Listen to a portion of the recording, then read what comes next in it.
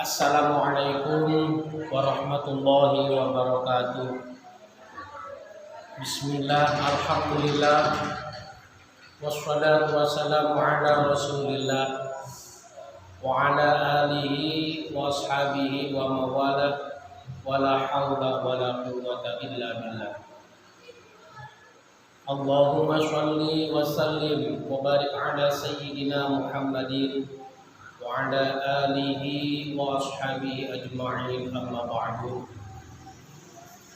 Faqad qala Allah ta'ala fil Qur'anil Karim, a'udzu billahi minasy syaithanir rajim. Bismillahirrahmanirrahim. Wa ma khalaqtul jinna wal insa illa liya'budun. Shadaqallahul 'azim wa shadaqa rasuluhun nabiyul habibul karim. Wa nahnu 'ala dzalika minasy syahidin wasyakirin walhamdulillahi rabbil alamin. Kaum muslimin wal muslimat yang dimuliakan Allah Subhanahu wa taala, di mana kaum muslimin wal muslimat berada, mudah-mudahan kita semua senantiasa dalam perlindungan Allah Subhanahu wa taala. Pertama-tama, marilah kita panjatkan rasa syukur kita kepada Allah Subhanahu wa taala, yang mana pada malam hari ini, pada siang hari ini, kita senantiasa dalam perlindungan Allah Subhanahu wa taala. Salawat serta salam tak lupa juga marilah sama-sama kita sampaikan kepada junjungan kita baginda Nabi besar Muhammad sallallahu alaihi wasallam.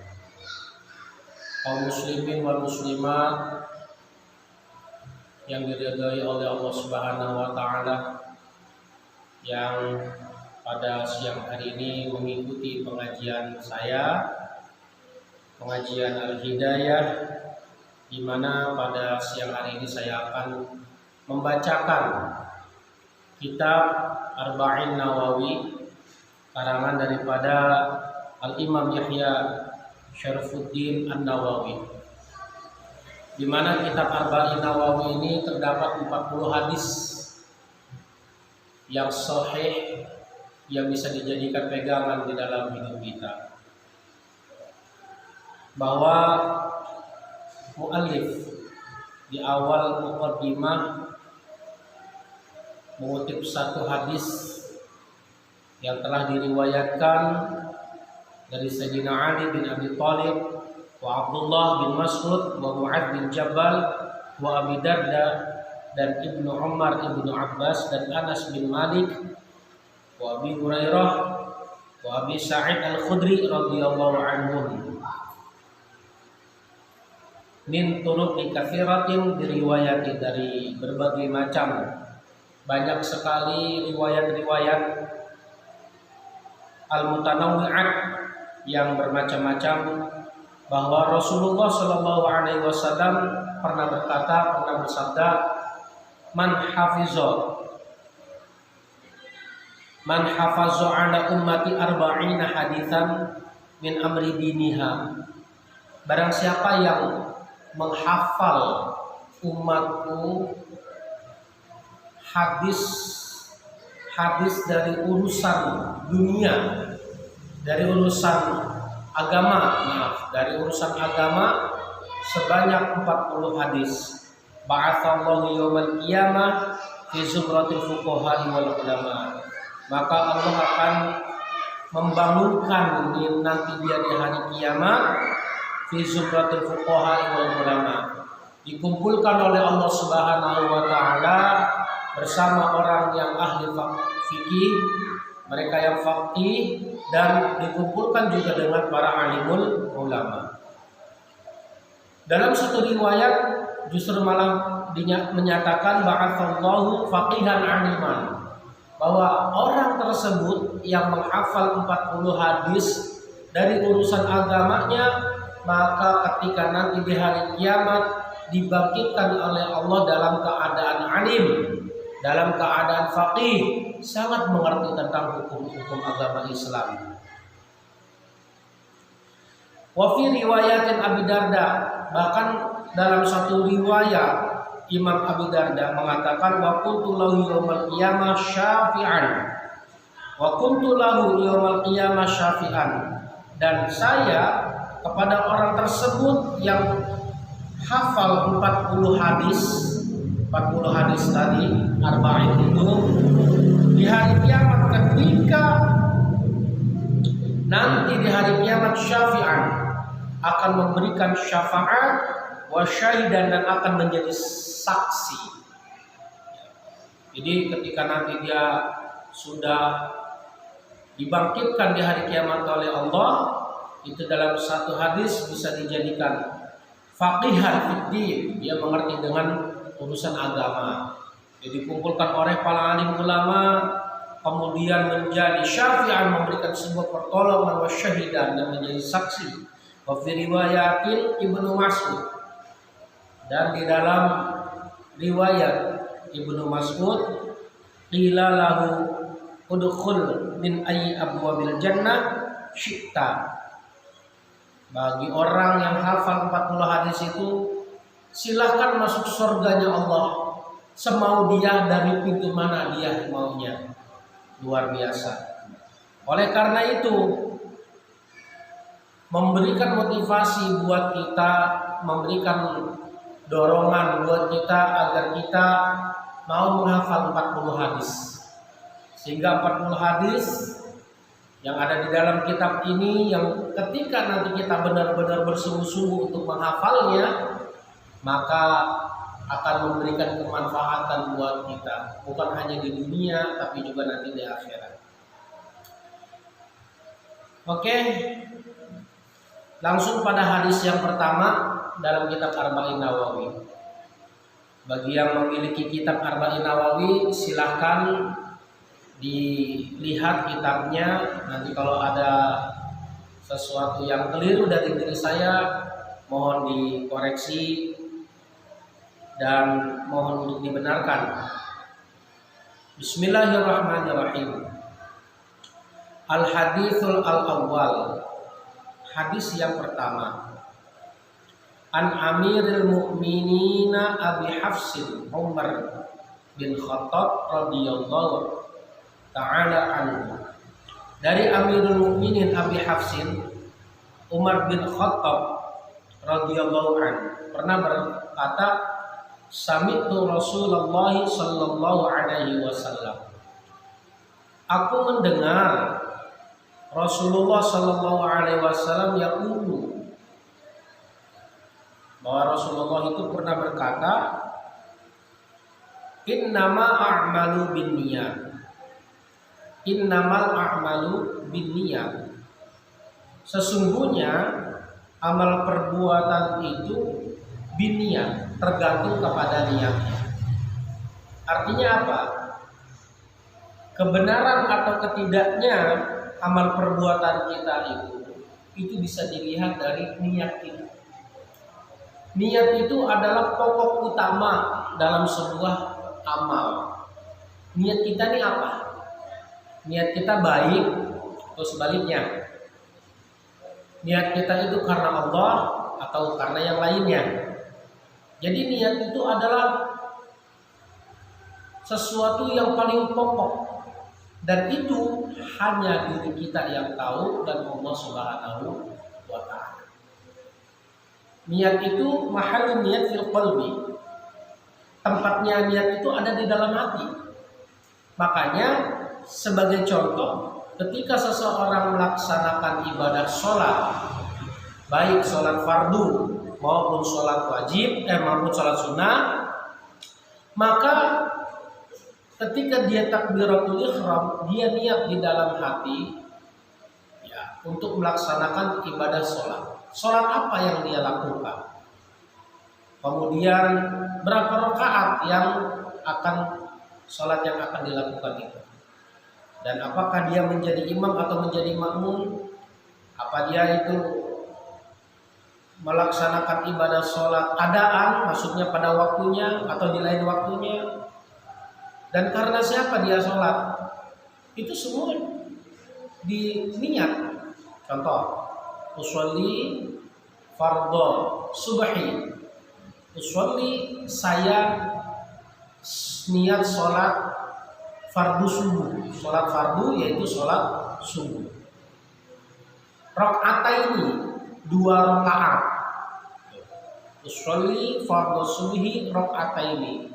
Mustaqbilal qiblati, salat saya menghadap kiblat, yaitu menghadap ke Ka'bah.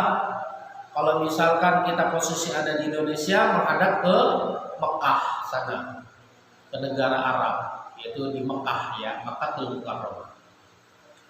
Nah, mustaqbilal qiblati adaan, kita melakukannya itu di waktunya, adaan. Apakah ada yang selain di waktunya? Ada, yaitu dia mengqadha sholat. Berarti misalkan sholat zuhur dilaksanakan di waktu asar, berarti bukan adaan, tetapi qadhaan. Qadhaan, mengqadha atau membayar sholat yang ditinggalkannya. Qadhaan, makmuman jika dia menjadi makmum, imaman jika dia menjadi imam. Ini harus ditayin, ya. Jangan dia menjadi makmum, dia niatnya imaman, atau dia menjadi imam karena sering dia menjadi makmum, di saat dia menjadi imam, dia niatnya malah jadi makmuman, ya. Ini harus kita perhatikan. Nah, dari usolli fardhu subhi rakaataini mustaqbilal qiblati, adaan, makmuman atau imaman lillahi ta'ala, yang akhirnya adalah karena Allah Subhanahu wa ta'ala. Nah, ini niat nih. Niat kita lakukan itu di dalam hati. Bagaimana jika nggak hafal dengan bahasa Arabnya? Ya pakai bahasa Indonesia nggak apa-apa. Ya Allah, saya niat sholat subuh 2 rakaat menghadap kiblat, menjadi imam, saya lakukan di waktunya karena Allah Subhanahu wa ta'ala. Imam jika dia menjadi imam di dalam sholat berjamaah, makmuman jika dia menjadi makmum. Kalau dia bukan makmum atau dia bukan imam, sholat sendiri di rumah, bagaimana? Ya cukup adaan lillahi ta'ala. Berarti sholatnya munfarid atau sholatnya itu tersendiri. Nah, itu kita lakukan di dalam hati. Niat kita di dalam hati. Maka oleh para ulama ahli fikih dijadikan niat itu sebagai apa? Sebagai rukun qalbi. Awas, di dalam sholat itu bukan hanya ada rukun fi'li, bukan hanya ada rukun qauli, tapi juga ada rukun qalbi.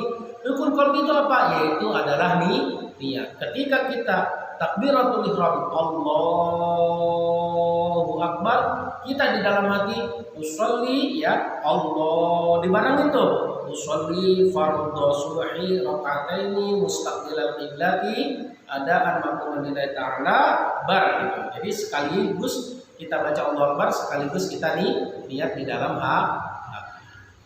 Bagaimana jika dia tidak niat sholatnya? Maka tidak sah, karena niat itu menjadi rukun.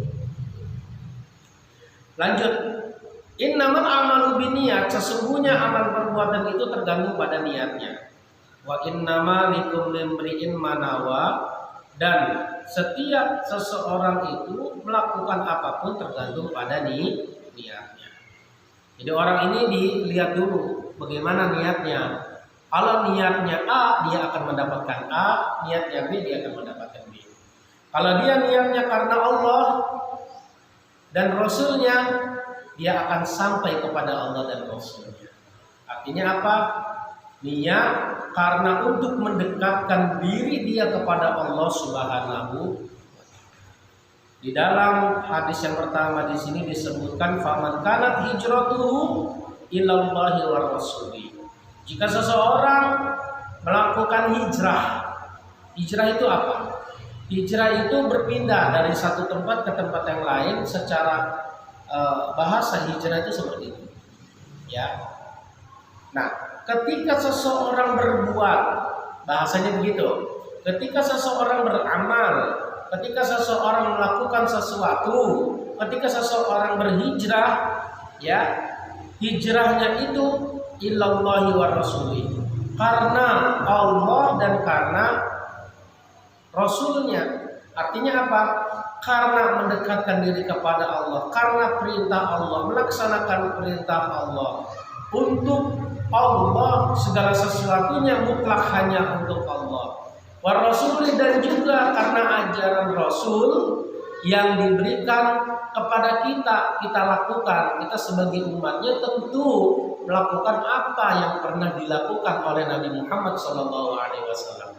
Jadi dia hijrah itu karena Allah dan Rasul, bukan karena yang lain. Menafikan terhadap yang lainnya. Jadi siwallah wa Rasul, selain Allah dan utusannya, dia niat karena Allah dan Rasulnya. Yang selain Allah itu tidak masuk, yang selain Rasulnya tidak masuk. Nah ini penting ya. Misalkan orang sholat itu karena apa? Karena Allah, atau karena untuk ikut sama teman-teman, atau karena memang hanya menggugurkan kewajiban saja. Nah ini perlu. Makanya di rakaat pertama sebelum kita membaca Fatihah, di situ kita membaca doa kita. Innas sholati wa nusuki wa mahyaya wa mamati lillahi rabbil alamin. Yang artinya sesungguhnya sholatku, ibadahku, hidup dan matiku lillahi rabbil alamin, karena Allah Subhanahu wa taala. Kita udah ikrar di hadapan Allah. Kita sholat karena siapa? Karena Allah, karena melaksanakan perintah Allah Subhanahu wa taala. Dan juga misalkan kita melaksanakan sholat memang ajaran yang dilakukan oleh Nabi Muhammad SAW, sebab perintah sholat pertama yang mendapatkan perintah itu adalah Nabi Muhammad SAW. Di selain contoh itu, misalkan seseorang bersolawat kepada Nabi, Sallallahu ala Muhammad, Sallallahu alaihi wasallam, Sallallahu ala Muhammad, Sallallahu alaihi wasallam. Dia bersolawat itu, melakukan itu karena dia cinta sama Rasul, karena dia cinta sama Nabi Muhammad. Diungkapkan dengan sholawat. Dia merasa kangen, rindu dengan Nabi Muhammad. Nah, hal seperti ini dikatakan hijrah kepada Rasul, cinta karena Rasul, gitu. Nah, hijrahnya kepada Allah dan Rasul, maka dia akan sampai pada tujuan hijrahnya itu, yaitu karena Allah dan Rasul. Faman kana wa man kana hijratuhu ila dunya yusibuha aw imra'atin yuqimuha. Kalau ada orang yang hijrah karena urusan dunia, karena bisnis, perdagangan, atau karena urusan-urusan yang sifatnya duniawi, di dalam hadis ini dikatakan yusibuha, dia pasti akan mendapatkan itu. Awim ro'atin, atau karena perempuan, yungkihuha, pasti dia akan menikahkan. Kenapa? Sebab hadis ini memberikan satu keterangan seperti itu. Karena ketika Rasulullah SAW mendapatkan perintah dari Allah untuk hijrah dari Mekah ke Madinah, itu niat yang mengikuti Rasul. Hijrah itu macam-macam niatnya. Ada yang niat memang karena Allah, perintah Allah dan mengikuti Rasulnya ada. Ada yang niat karena untuk berdagang, ya, karena untuk bertemu dengan mitra kerjanya, untuk mempererat kembali urusan-urusan perdagangannya, bisnisnya, ya. Atau ada pada saat itu yang mengikuti hijrah kepada Rasul dari Mekah ke Madinah karena untuk apa? Karena untuk menemui seseorang perempuan yang dicintainya yang ada di Madinah. Nah, maka seperti itu tergantung niatnya. Kalau dia niat dagang, dia pasti akan ketemu atau akan sampai dengan urusan perdagangannya, bisnisnya, ya. dan lain sebagainya. Tapi kalau dia karena perempuan dari Mekah, dia mengikuti seseorang, mengikuti Rasulullah karena untuk ketemu seseorang yang dicintainya, seorang wanita yang ada di Madinah, sampai sana dia menikah gitu. Jadi sangat perlu buat kita ya untuk menentukan niat kita ini apa. Apa niat kita karena Allah atau niat kita karena dunia atau karena perempuan. Nah, di sini ada yang hijrah mengikuti Rasulullah Sallallahu Alaihi Wasallam pada saat itu ya, dia karena liyatazawwaj jamra'atin tusamma Ummu Qais ya.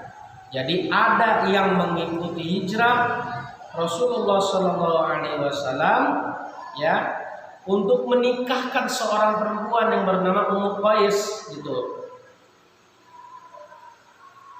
Maka hijrahnya itu dinamakan hijrah Ummu Qais. Nah ini, fa inna qila an-nikahu min matlubati syar'i falima kana min matlubati dunya.